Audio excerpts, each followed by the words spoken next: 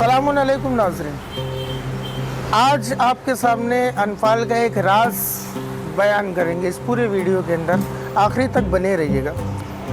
लोगों के दिलों में सवाल है कि इनके यहाँ इतने डिपार्टमेंट हैं, जिसमें इन्वेस्टिगेशन एक डिपार्टमेंट है, एजुकेशन एक डिपार्टमेंट है, जबकि एजुकेशन के अंदर खुद अपने अलग अलग डिपार्टमेंट है। मैगस्टार है, ओलंपियाड है, सेमिनार है, वेबिनार है, हॉस्टल की लिए एक टीम लगती है, एजुकेशन के अंदर आती है। इसी तरीके से गल्ला की एक टीम है।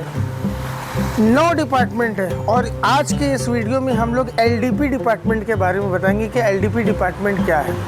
और इतनी बड़ी टीम इतने बड़े एरिया में काम करती है, जो 100 किलोमीटर का एरिया है, मतलब चर्चगेट से लेके पालघर तक।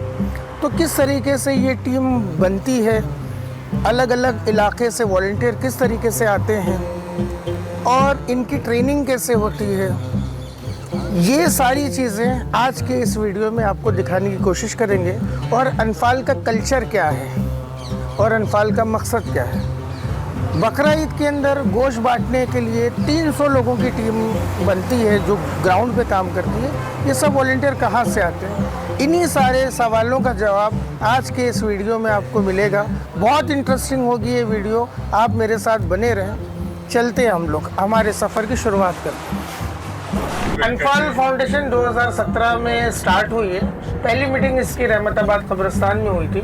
और हमारा मकसद एक ये था कि आमतौर से जो ट्रस्ट होता है, हम लोगों ने पहले दिन तय किया था कि इसको एक ट्रस्ट की हैसियत से नहीं बनाकर इसको एक मूवमेंट बनाएंगे। जो लोग भी कौम के अंदर दर्द रखते हैं काम करने का, या कौम के अंदर जज्बा रखते हैं कि किस तरीके से अपनी कौम के अंदर काम किया जाए, ऐसे लोगों को अपने साथ में जोड़े और एक ऐसा प्लेटफॉर्म बनाएं कि जहां पर लोग आके अपनी सर्विसेज दे सकें। इस लिहाज से हम लोगों ने अनफाल शुरू किया। Anfal is not a trust, Anfal is a movement. अगर आप कौम की खिदमत करना चाहते हैं तो अनफाल के अंदर आ सकते हैं। और इसके अंदर ट्रस्टी का जो सिस्टम है, हमने अलग अलग टीमें बनाई हैं। हर टीम का एक टीम लीड होता है और सारी टीम का एक ग्रुप लीड होता है। वो ग्रुप लीड कोई भी हो सकता है, ज़रूरी नहीं कि वो ट्रस्टी हो या नहीं हो। ट्रस्टी की अहमियत वहाँ तक है कि जहाँ तक पेपर वर्क की ज़रूरत होती है, वहाँ पर ट्रस्टी की ज़रूरत होती है। हम लोग एक दूसरे की इज्जत करते हैं, हमारे लिए ये काफ़ी है। और अकील भाई हमारे सबसे सीनियर मेंबर हैं इसमें। और अकील भाई के जो ज़िम्मा है वो अकाउंट्स का टीम की जिम्मेदारी अकील भाई के ऊपर है। ये वाकई बहुत अमानतदार और काफ़ी भरोसे के वो हैं, इसलिए ये जो टीम है पूरी इनकी, ये इनके अंडर ही आती है अकील भाई की। आगे चलिए आपको बताते हैं कि किस तरीके से हमारी टीम के अंदर काम होता है और किस तरीके से अफराद इसके अंदर जुड़ते हैं।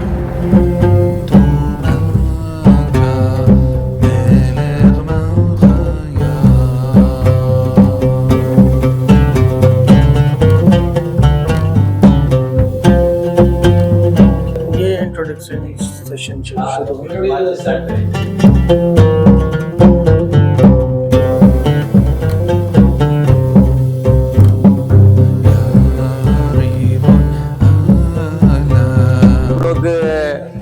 एक एक्टिविटी करेंगे और वो एक्टिविटी के हिसाब से हम लोग 2 ग्रुप्स के अंदर में डिवाइड होंगे। देखा आपने कि ये कैंप के अंदर मीरा रोड से, अंधेरी से, मलाड से, जोगेश्वरी से, डोंगरी से, अलग अलग इलाकों से वॉलंटियर आते हैं, जो एक कैंप की सूरत में यहाँ पे मौलाना भी एक होते हैं साथ में, जो नमाज के टाइम पे नमाज होती है, गेम्स होते हैं, इंट्रोडक्शन होता है। इसमें मकसद ये होता है कि मुख्तलिफ इलाकों से जवानों को जमा करके और उनको एक दूसरे के साथ में इंट्रोडक्शन का सेशन हो, लोग एक दूसरे को जाने पहचाने। और इसके अंदर से जो लोग अगर अपनी कौम के अंदर कोई सर्विस देना चाहते हैं तो वो अनफाल के अंदर ज्वाइन।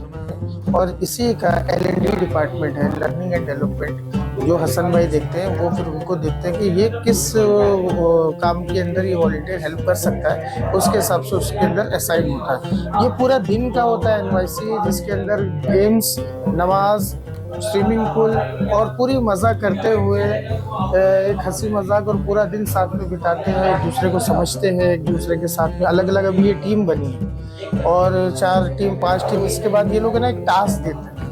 ये एनवाईसी का जो पूरा प्रोग्राम ये लोग पहले से 3-3 महीने का ये प्रोग्राम होता है। 3 महीने के अंदर ये लोग सेट करते हैं, बच्चों को लेकर आते हैं। इसके अंदर कोई कमाई वाला हिसाब नहीं होता है। 1000-1200 रुपया चार्ज करते हैं, जितना ये फार्म हाउस का खर्चा होता है, खाना पीना, उसके अंदर नो प्रॉफिट नो लॉस के। मकसद ये है कि अपने जवानों को एक प्लेटफॉर्म दिया जाए जहाँ पर वो अपनी चीज़ों को सर्विस वो करेंगे।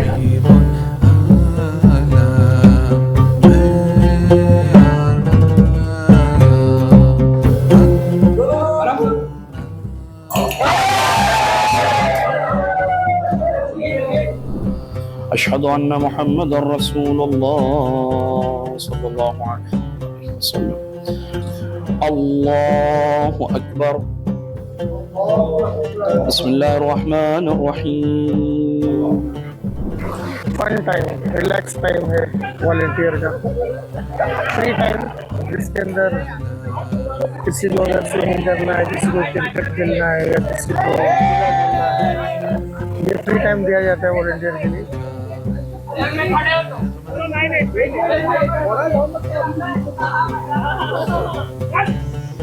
एक बेहतरीन मौका है और एक अच्छा टाइम है जो वॉलंटियर के साथ में एकदम मौज मस्ती, खेल कूद के साथ साथ में ये काम।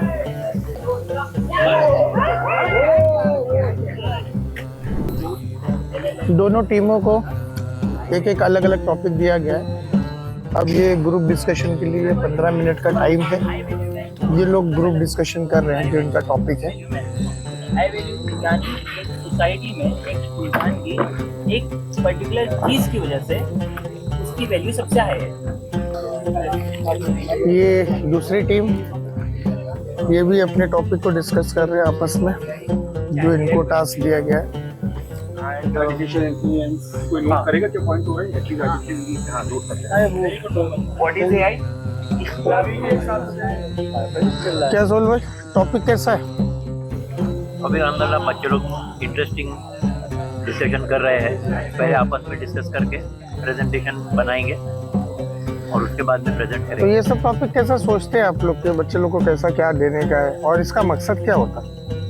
ये सब लोग से जो हमारे यहाँ पेपर में जो एक्सपीरियंस लोग हैं और दूसरे जो बुजुर्गान हैं उन लोगों से डिस्कस करके एक टॉपिक फाइनल करते हैं।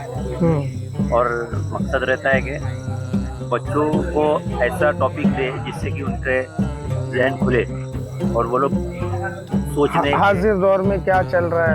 नॉट ओनली हाजिर दौर बट जैसे सोसाइटी को क्या चीज़ की ज़रूरत है। जैसे हम लोग का एक बार का टॉपिक था कि मेडिकल फैसिलिटीज़ की ज़रूरत रहती है कम्युनिटी में, उसके लिए हम लोग क्या कर सकते हैं। एक बार टॉपिक था एजुकेशन फील्ड में क्या कर सकते हैं।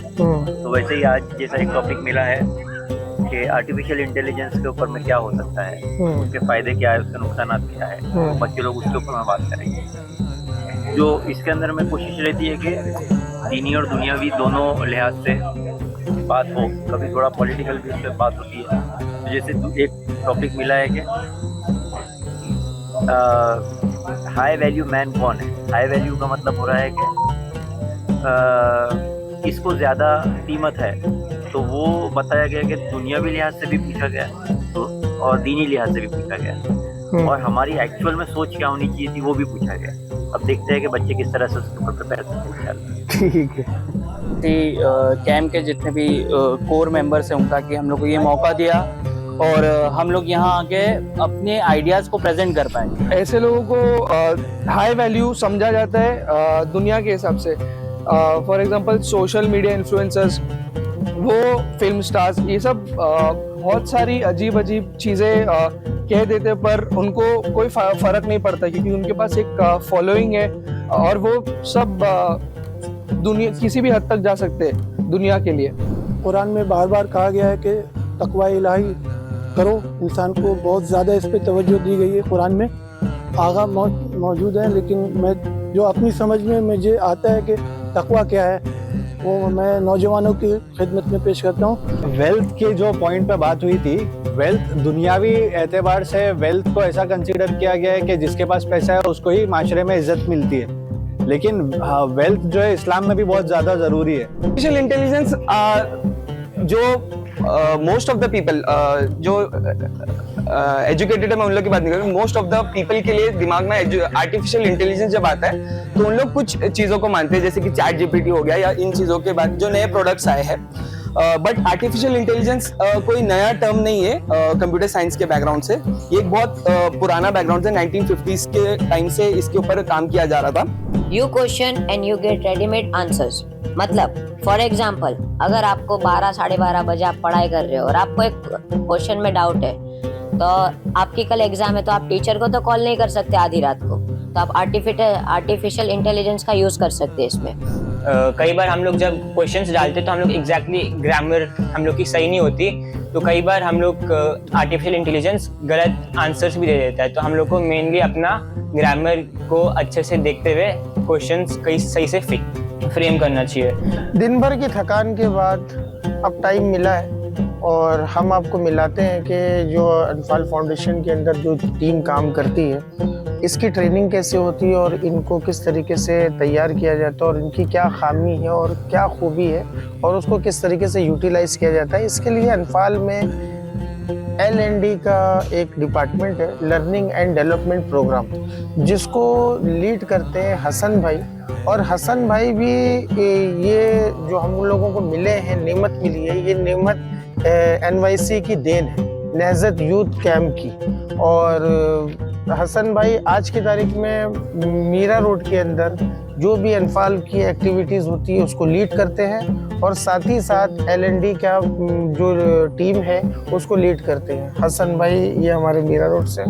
हसन भाई, मैं चाहूँगा कि नाजरीन को आप बताएं, पहले तो ये बताएं कि ये नहज़त कैंप 21वां है, 21 है जी, और ये अनफाल से पहले से है, तो और इसी के ज़रिए से NYC के ज़रिए से आप इसमें जुड़े भी हैं, तो इसको आप नहज़त को कैसा आप लोग चलाते हैं और नहज़त से जो वॉलंटियर हम लोगों को अनफाल के अंदर मिलते हैं उसको कैसे करते हैं? तो पहले एक चीज़ बताइए कि ये नहज़त आप लोग किस तरीके से इसको करते हैं?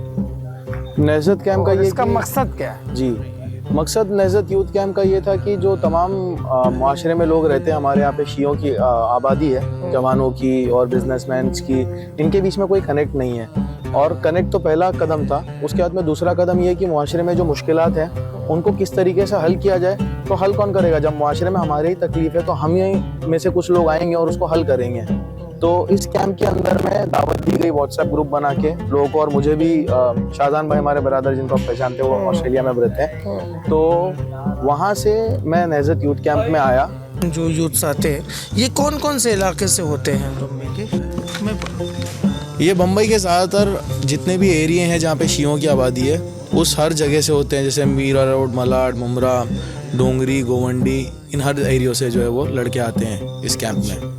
तो ये इस यहाँ से, क्योंकि अनफाल के अंदर अभी जो भी जवान आ रहे हैं वो आपके अंडर से ही, मतलब आपका जो डिपार्टमेंट है LND का उसमें से ही आता है, तो किस तरीके से इनका सिलेक्शन करते हैं? आपको कैसा लगता है कि ये लड़का, क्योंकि अनफाल में 9 डिपार्टमेंट है और आगे शायद फ्यूचर में और भी हो, तो आपकी क्या सोच होती है कि बच्चों को कैसे वहाँ से सिलेक्ट करते हैं? आपका सिलेक्शन कैसे होता है?